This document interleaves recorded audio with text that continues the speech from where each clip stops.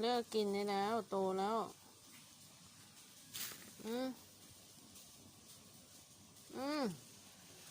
เหนียวหนึบเลยนะอะไรอ่ะคุณแม่ลูกโตแล้วให้กินนมเป็นเปียกเนี่ยเปรี้ยวเปรี้ยวเอาทำไมไม่ปล่อยแมม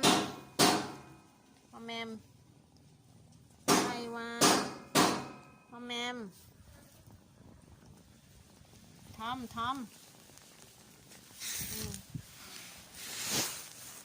เปียก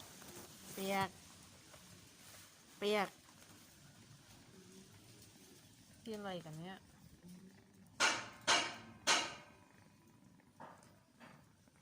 ไม่เลิกเลย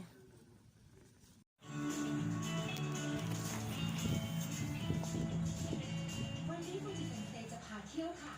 ใครจะเดินทางไปท่องเที่ยวกินอีกแล้วไปเลยค่ะ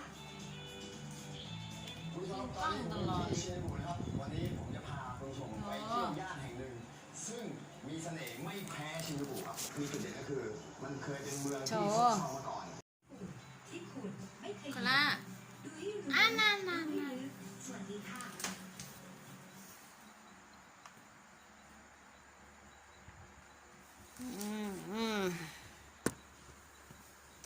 สวัสดีว่างเหรอไปตลาดอะไรมีแต่ของน่ารักเกี่ยวกับแมวเต็มไปหมดขนมแมวทำลายอ่ะ